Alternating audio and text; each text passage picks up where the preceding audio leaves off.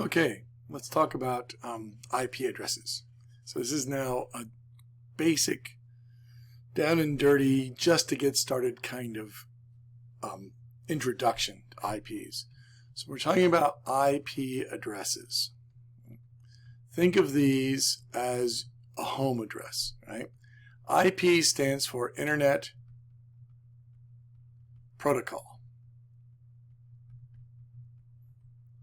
And remember, and if I haven't said it before, I'll say it over and over and over again.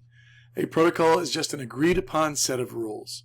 So we've come up with this. We've invented these. These are not intuitive. These are standards by which we control an environment. In this case, the network environment, right? So when we're talking about IP addresses, we're talking about a set of rules that denotes where a machine is on our network. So if we think of, your house has an address. And if we want to get mail to your house, and this may be an antiquated example, but if we want to get a package from Amazon to your home, it needs, or Amazon needs, that address. It's the only way it knows what building is yours, okay? For now, we can break down that address to apartments in an apartment building or rooms in the building, but for now, the address represents that physical structure, okay? Every device connected to a network needs an address just like that, right? We call that an IP address, or Internet Protocol address. Now, the IP address comes in several parts, right? But it consists of, well, let's say for version 4, it consists of a set of 4 numbers, each with 3 digits. So, for example, 192.168.1.1 is a typical IP address. Now, those 4 numbers are called octets. We'll get to that in a second, why they're called octets. Oct being 8, right? Octagonal, right? Octagon, right? Those 4 numbers are your address. Okay, now that's in what's called IP version 4. There's also IP version 6. We'll worry about that later. That address is what identifies your particular device, your computer, your router, your printer, whatever it might be. Generically speaking, it's what identifies a host, or more generically, a node on the computer. Now, nodes and hosts aren't interchangeable. Hosts actually host a service, something it does. A node is just a point of connectivity. So that IP address denotes your host, but what it needs to know what network it's a part of and what number belongs to it. So that IP address, those 4 numbers, denote actually 2 things. What machine is yours and what network it belongs to. To identify the network, it needs what's called a subnet mask. We'll talk a little bit about why it's a mask, okay? What the subnet mask does is locks in some parts of that IP address, okay? Before we can talk about that in specifics, let me just tell you that there are what's called class-full address schemes, meaning that you can only change certain octets, certain sections of that number, certain parts of the dots, right? So if you have a class-full address scheme, you're only allowed to change, for example, that last octet, or perhaps the last 2, or perhaps the last 3, okay? So as you might guess, there are, at least for now, 3 class-full address schemes. There's Class A, Class B, and Class C, right? As you go down that list, right, you decrease the number of hosts you can have.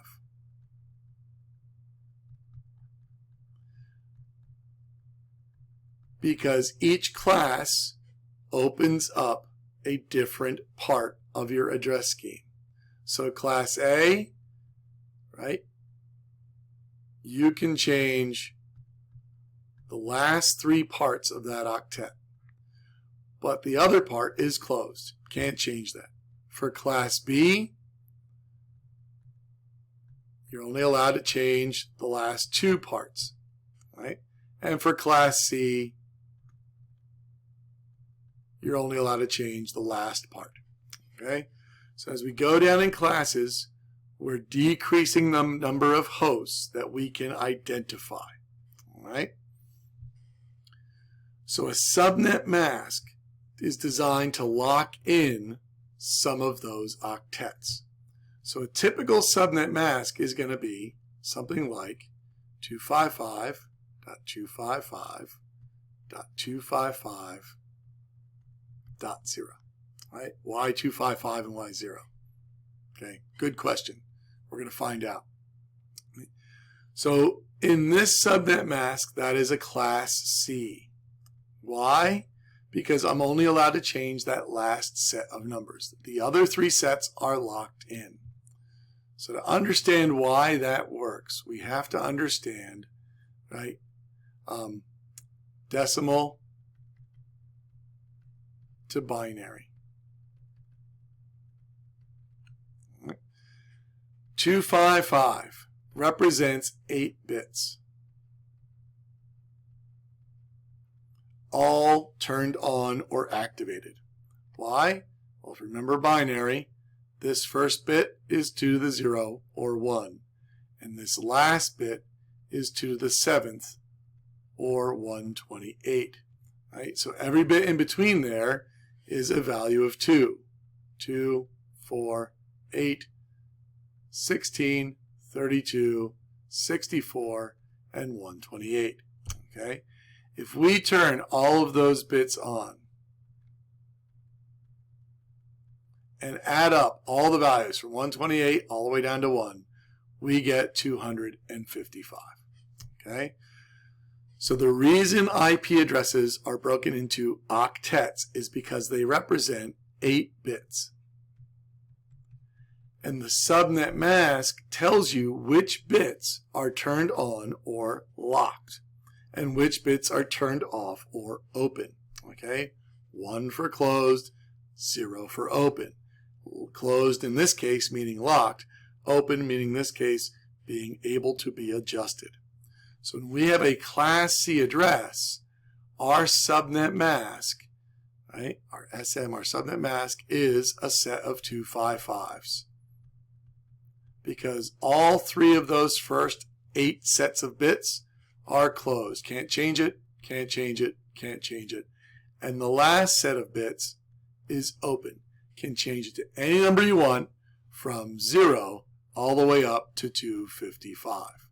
Now we'll learn later that these two end numbers are special, but for now know that we can assign any number we want from 0 to 255. Okay? So in a address, we'll have those two parts.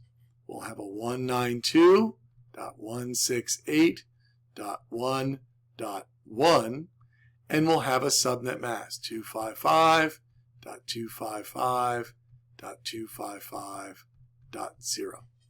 Together, they identify a network and a host. How do they do that? Look at them together. So 255s lock in values. So 192.168.1, that is my network portion of my address. The .1, that identifies my host. Oops, I know you can't see that because my face is in the way. Let me do that over here. Let me erase that part. And let's try that again. So let's do it over here. 192.168.1. That represents my network. And .1, that represents the item or device on my network I'm talking about. Right? It does that because my subnet mask locks in those first 3 numbers and says, hey, you're not allowed to change them. So those first 3 numbers, anyone that shares those first 3 numbers belongs to your network. Anyone that doesn't is on somebody else's network. The last number represents who that host is or who you are. Okay? That's the reason subnet or IP addresses are referred to, at least in version 4, as octets, and why we need two numbers, an IP address and a subnet mask. Without both of those, we don't know what network we're a part of and which number I have. Right? That's the baseline, foundational description of an IP address. A couple other things you want to know just to round things out.